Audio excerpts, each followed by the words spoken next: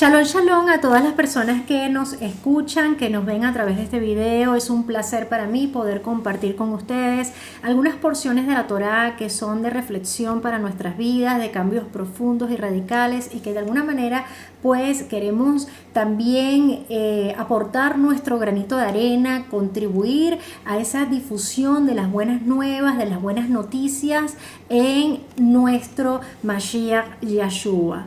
En esta oportunidad queremos compartir con ustedes un tema que le hemos titulado Los enemigos de Yeshua. Y la intención de este tema no es generar desprecio, no es generar conflicto, ni tampoco es generar rechazo u odio hacia aquellas personas que de alguna manera han decidido ser detractores contra aquellos que voluntariamente y con una convicción profunda hemos decidido proclamar públicamente el nombre del Mashiach Yeshua. Más bien, todo lo contrario, nosotros estamos a favor, y cuando hablo de nosotros me refiero a mi esposo y a mi persona. Estamos a favor de dar oportunidades a los demás para que puedan tener un arrepentimiento verdadero, una teshuvá genuina, las mismas oportunidades que hemos recibido nosotros y que recibimos todos los días para poner nuestras vidas a cuentas conforme a la Torá. Nosotros estamos a favor de aclarar todos los aspectos, de aclarar todos los puntos que sean necesarios para que realmente todos podamos dar un buen fruto y podamos estar en shalom lo más que se pueda con otras personas. Ahora bien, cuando estudiamos el comportamiento social de Yeshua, nos preguntamos, ¿qué es lo que ha hecho Yeshua en nuestras vidas? ¿O es que Yeshua está en nuestras vidas solamente para hacernos tener enemigos? ¿Cuál es el verdadero fruto bueno de Yeshua en nuestras vidas? Y para esto es importante conocer quiénes fueron y quiénes siguen siendo los enemigos de Yeshua. Para empezar, pues como una apreciación muy personal, yo considero que nadie quiere tener enemigos. Considero que no es algo natural ni espontáneo en el ser humano el hecho de tener enemigos. Más bien, habemos algunos que si no es por un acontecimiento muy puntual, por algo muy específico, muchas veces ni siquiera nos enteramos si tenemos o no tenemos enemigos. La pregunta es, ¿quién es mi enemigo? Un enemigo es alguien que es contrario, es alguien que busca alguna contradicción en nuestras vidas y que no busca dialogar, conversar, arreglar las cosas, llegar a un acuerdo o solucionar alguna situación, sino que más bien quiere y busca nuestro mal. En el transcurso de la historia de Yeshua, observamos que él tuvo que lidiar con unos enemigos bien importantes. El primer enemigo con el que tuvo que lidiar Yeshua lo encontramos en Mateo 1, que es con el que dirán. Este capítulo de Mateo empieza con la genealogía de Yeshua, pero en el verso 18 dice que cuando su madre Miriam estaba comprometida con Joseph, antes de que ellos se casaran, se halló que estaba embarazada por obra del Ruach HaKodesh, es decir, por la misma esencia de Yahweh. Ya por ahí se presenta un conflicto, porque en el verso 19, Joseph intenta dejar a Miriam en secreto. El verso dice que su futuro esposo Joseph era un hombre justo, así que hizo planes para romper el compromiso secretamente antes de ponerla en deshonra pública o exponerla públicamente. Entonces ya por aquí observamos un conflicto que se genera desde el mismo momento de la concepción de Yeshua. Aquí el enemigo no era alguien externo, no era una persona, no era un individuo, más bien era el que dirán, porque Joseph sabía que él no era el padre biológico de Yeshua, él sabía que su prometida estaba embarazada, Y siendo él un hombre justo, también sabía que no había tenido relaciones íntimas con ella antes del matrimonio. Entonces, el enemigo de Yeshua, en este caso, es el enemigo impuesto por el sistema, por la misma sociedad, donde Joseph se encuentra en una posición de lucha para él poder superar esta situación o esta contradicción, entre comillas, y poder hacer frente al nacimiento y a la crianza de Yeshua. El segundo enemigo importante en la historia de Yeshua son los enemigos físicos o externos, que es el mismo enemigo pero personificado en alguien. Una vez que nace Yeshua, que esto lo podemos observar en el capítulo 12 en adelante, entonces nos encontramos con un contexto social y político donde el enemigo ya tiene un cuerpo físico y es el rey Herodes el Grande, quien quiere destruir a todos los niños recién nacidos o menores de 2 años. Cuando leemos las escrituras dicen que Joseph toma a Yeshua, se van para Egipto y cuando regresan de Egipto, Herodes muere y deja como sucesor a Arquelao. Por lo tanto, todavía seguía existiendo cierto temor con que lo mataran. Todo esto fue un contexto conflictivo, tanto a nivel individual como social y político. Así que Yeshua tuvo enemigos desde el mismo momento de su concepción, desde el momento de su nacimiento e inclusive antes de que naciera. Cuando Yeshua comienza su servicio a Yahweh, empieza a tener enemigos más cercanos que tenían relación con el poder y con la élite de la época.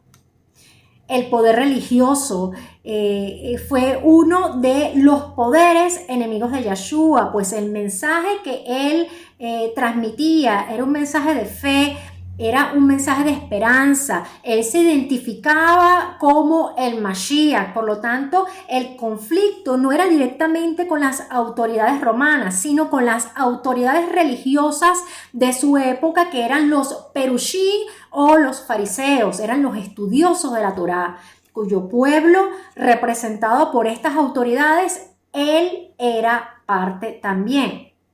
Recordemos que Yeshua contaba parábolas y las parábolas, más que historias que nos dejan una enseñanza o un aprendizaje, las parábolas son un arma de destrucción masiva porque destruyen los argumentos mentales, destruyen los sistemas religiosos, destruye el sistema político y social. Las parábolas buscan revelar una verdad, confrontar para generar cambios significativos y profundos, y esto puede resultar extremadamente chocante para algunas personas. Como esa era la forma de comunicación de Yeshua a través de parábolas, que era a través de historias simbólicas o metafóricas, Yeshua se refería a las autoridades religiosas y él sabía muy bien que esto iba a generar a cambio una reacción. Por lo tanto, la intención de la reacción de esas personas era destruir a Yeshua, siendo ellos parte de esa élite religiosa por ser personas que conocían de la Torá, conocían de los profetas y también conocían la Torá oral, de la cual Yeshua muchas veces cuestionó. En Matillá o Mateo 16:1 dice que algunos perushim o fariseos y seduquín o saduceos vinieron para tenderle una trampa a Yeshua, pidiéndole que les mostrara alguna señal milagrosa del cielo. Y aquí no solo está entonces el grupo de los perushim o de los fariseos, sino que ahora está el grupo de los seduquín o los saduceos. Estos dos grupos, o más bien sectas religiosas, no se la llevaban bien entre sí porque su visión e interpretación de la Torá era completamente distinta. Los seduquín o los saduceos provenían de la aristocracia judía, mientras que los perushim o los fariseos pertenecían a la clase media. Los seduquín o los saduceos eran miembros del Sanedrín, mientras que los perushim o fariseos eran rabinos. los seduquín o los saduceos, creían en el beneficio político y económico de los gobiernos y fomentaban la relación política, mientras que los fariseos no avalaban la relación con el gobierno y más bien ellos creían que Elohim castigó a los hombres debido a los gobernantes. El otro poder con el cual tuvo que lidiar Yeshua es con el poder económico. Estos dos grupos, tanto los fariseos como los saduceos, se unen buscando la mejor manera de destruir a Yeshua. Y al estar la aristocracia o los saduceos en contra de Yeshua, entonces se involucra el poder económico porque se genera una enemistad contra el mensaje proclamado por Yeshua. El quinto enemigo de Yeshua fue el poder intelectual. En Mordecai o Marcos 11:18 dice que los principales coanín o sacerdotes y los maestros de la Torá, cuando oyeron lo que había hecho, ellos trataban de encontrar una forma de deshacerse de Yeshua. Le tenían temor porque las multitudes estaban totalmente sobrecogidas por su enseñanza. Los maestros de la Torá eran parte de esa élite intelectual de la época. Estos grupos, o más bien estas sectas, buscan destruir a Yeshua con palabras, malponiéndolo, tendiéndoles trampas, haciendo preguntas capciosas para probarlos. Pero el pueblo estaba admirado por las enseñanzas de Yeshua, por los milagros que Yeshua hacía, mas no por las enseñanzas de estos grupos elitescos. Y esta amistad hacía que se fundamentara aún más la envidia contra Yeshua, porque Yeshua hablaba distinto, Yeshua se comportaba distinto, Yeshua se basaba en un concepto más torático y no basado en la tradición oral. Hermanas, hermanos, todos tenemos enemigos y muchas veces ni siquiera entendemos el porqué. Pero nuestro consuelo es saber que el mismo Yeshua tenía enemigos y no solo era uno. Eran sectas que se agrupaban y tramaban y que estaban conformadas todas para destruirlo, como es el caso del poder religioso, del poder económico, del poder político, del poder intelectual. Pero adicional a esto también tenemos el poder militar. En Mateo 27 en adelante, dice que los soldados desnudaron a Yeshua, que le pusieron un manto color púrpura, que entretejieron ramas con espinas para hacerle una corona. Dice que escupieron sobre él y usaron una vara para pegarle en la cabeza. Dice que cuando terminaron de ridiculizarlo, le quitaron el manto, le pusieron su ropa de nuevo y le llevaron a ser clavado en la estaca de ejecución. En Matillá 4:1 nos encontramos con que Yeshua fue llevado en el Ruach al desierto para ser tentado por Hasatán. Y este es el verdadero enemigo de Yeshua, quien se presenta con diferentes nombres y formas, pero en este pasaje Yeshua, cuando se da cuenta que es Hasatán, dice las escrituras que después que Yeshua había ayunado por 40 días y noches, tuvo hambre. El tentador vino a él y le dijo: si eres el hijo de Elohim, ordena que estas piedras se conviertan en pan. Pero Yeshua respondió: el Tanakh dice, no solo de pan vive el hombre, sino de toda palabra que sale de la boca de Yahweh. Entonces Hasatán le llevó a la ciudad Kadosh y le puso en el punto más alto del templo. Y le dijo: si eres el hijo de Elohim, salta, porque el Tanakh dice, él ordenará a sus malajín acerca de ti. Ellos te sostendrán con sus manos, de modo que no dañes tus pies en la roca. Yeshua le respondió: pero también el Tanakh dice, no pondrás a prueba a Yahweh tu Elohim. Posteriormente, Yeshua le dice: fuera Hasatán. Yeshua le dice: no le dice, a Yahweh tu Elohim adorarás y solo a él servirás. Entonces Hasatán aparentemente lo dejó solo y vinieron los malajim y se ocuparon de él. Entonces, de alguna manera, Yahshua le dice, vete, le dice, fuera Hasatán, y pareciera que Hasatán se desaparece, pero no es así. Hasatán sigue actuando por medio de otras circunstancias. En Mateo 16, 21, 23 dice que a partir de ese momento comenzó Yahshua a hacerles saber a sus talmidín que tenían que ir a Jerusalén, tendrían que soportar mucho sufrimiento a manos de los ancianos, de los principales kohanim y de los maestros de la Torá que lo querían matar, pero que al tercer día él tenía que ser resucitado. Kefá lo llevó aparte, comenzó a reprenderlo, le dijo que el cielo tenga misericordia. ¿A dónde? En ninguna manera. ¿Cómo es que te va a acontecer esto? Pero Yahshua le volvió la espalda a Kefá diciendo, apártate de mí, Hasatán, tú eres un tropiezo en mi camino, porque tu pensamiento es desde una perspectiva humana y no desde la perspectiva de Yahweh.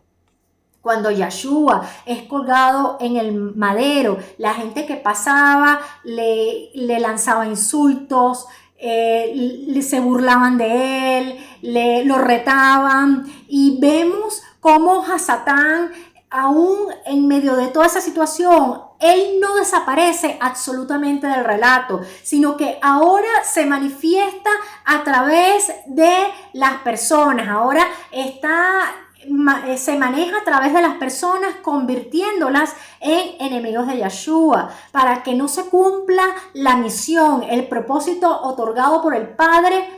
Pero aún así, Yahshua venció siempre la tentación. Sin embargo, Hasatán siguió presente, su maldad comenzó en forma de serpiente desde Bereshit y termina en Hitgalut o en Apocalipsis como un dragón alimentado por toda la maldad del ser humano.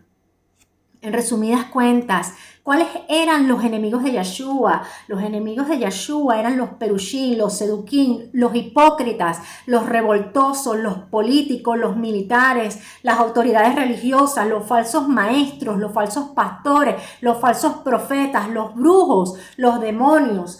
Pero estos enemigos eran por su causa, no era por su persona en sí, ni tampoco eran enemigos de Yahshua porque él se la quiera dar o se lo hubiese querido dar de conflictivo o de chistoso. Eran enemigos de Yahshua por su obra, por su causa, mas no por su persona.